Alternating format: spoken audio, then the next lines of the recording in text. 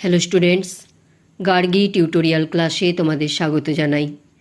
আজকে আমার আলোচ্য বিষয় হলো বর্ধমান ইউনিভার্সিটি সেকেন্ড সেমিস্টার স্টুডেন্টসদের জন্য যাদের মাইনরে বেঙ্গলি রয়েছে। তোমাদের যে গুরুত্বপূর্ণ সাজেশান আমি দিয়েছিলাম সেটা আশা করছি তোমরা সমস্ত উত্তরগুলো করে ফেলেছো এতদিনে। আজকে আমি তোমাদের কিছু গুরুত্বপূর্ণ শর্ট কোয়েশ্চেন সাজেশনের আকারে দিয়ে দিচ্ছি। এটা তোমাদের রিকোয়েস্টেড ভিডিও।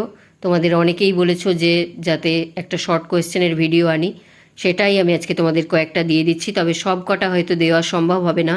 তার আগে তোমাদের সিলেবাসটা একবার দেখিয়ে দিচ্ছি। তোমরা জানো যদিও, আমার চ্যানেলে আগেই দেওয়া আছে এই সিলেবাসের ভিডিও। আরেকবার দেখিয়ে দিচ্ছি তোমাদের কতগুলো পড়তে হবে। দেখো, একক একে এইগুলো পড়তে হবে, একক দুইয়ে তোমাদের এইগুলো পড়তে হবে, একক তিনে পড়তে হবে এগুলো, এবং একক চারে তোমাদের এইগুলো পড়তে হবে। টোটাল সিলেবাস হচ্ছে তোমাদের এই সম্পূর্ণটা। সিলেবাসটার আকার দেখেই বুঝতে পারছো যে কতটা তোমাদের পড়তে হবে।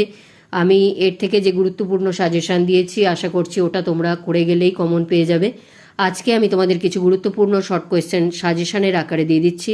তাও বলে রাখি, একক একের যেগুলো আছে, অর্থাৎ দেখো এখানে চর্যাগীতি থেকে মহাভারত পর্যন্ত যে চ্যাপ্টারগুলো আছে সেখান থেকে গুরুত্বপূর্ণ শর্ট কোয়েশ্চেনের সাজেশান দিয়ে দিচ্ছি। আর বাকিগুলো কিছু কিছু উত্তর আমি কিন্তু শর্টের আকারে, শর্টের ভিডিওর আকারে দিয়ে দিচ্ছি, সেগুলো তোমরা ওখান থেকে কালেক্ট করে নিও। এতগুলো প্রশ্নের উত্তর একসাথে দেওয়া সম্ভব নয়, তো আমি দেখিয়ে দিচ্ছি, দেখে নাও কতটা বললাম, যে চর্যাগীতি থেকে মহাভারত পর্যন্ত।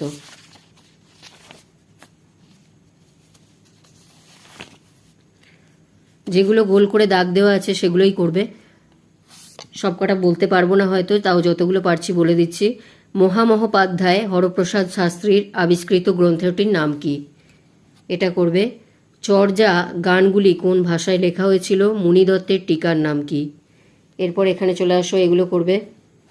দেখে নাও তোমরা এখান থেকে যেগুলো গোল করে দাগ দেওয়া আছে সেগুলো।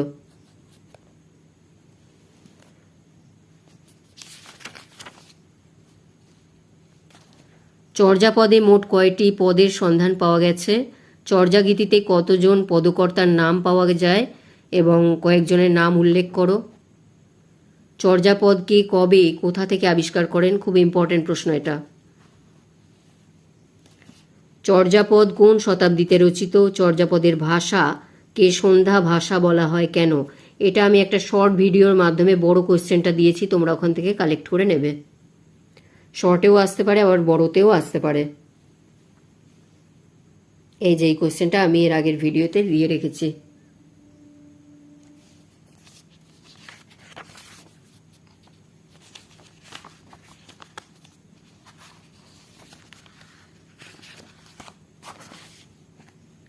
শ্রীকৃষ্ণ কীর্তন থেকে যেগুলো গোল করে দাগ দেওয়া আছে বা টিক মারা আছে ওগুলোই করবে।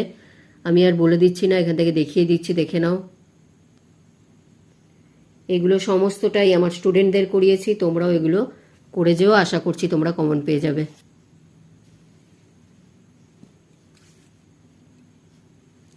চণ্ডীদাসের সমস্যা, দেখো এখানে একটা বড় কোশ্চেন আছে, এটাও ভালো করে তোমরা করে যেও।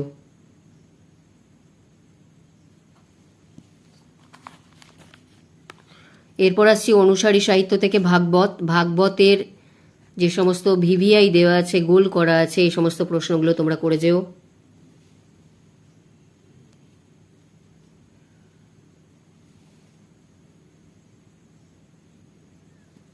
দেখো এখানে একটা বড় কোশ্চেন আছে, সেটাও আমি দিয়ে দিচ্ছি, তোমাদের যাদের বই নেই তাদের সুবিধা হবে।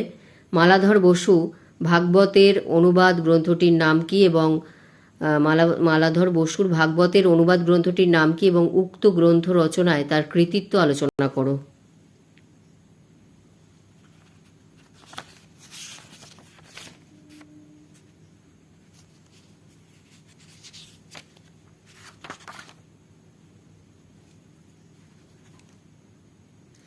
রামায়ণ থেকে তোমরা এগুলো করবে।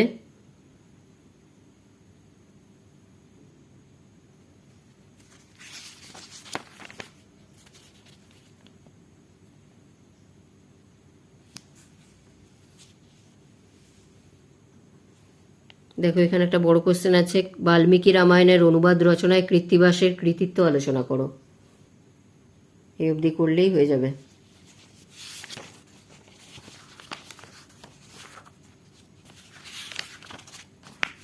এরপর আসছি মহাভারত।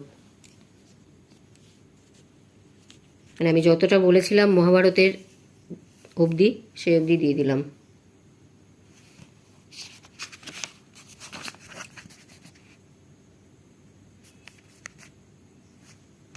এই সমস্ত প্রশ্নগুলো করে যেও। এছাড়া আরও যে চ্যাপ্টারটা কয়েকটা বাকি রইল সেগুলো আমি শর্টের আকারে দিয়ে দেওয়ার চেষ্টা করব।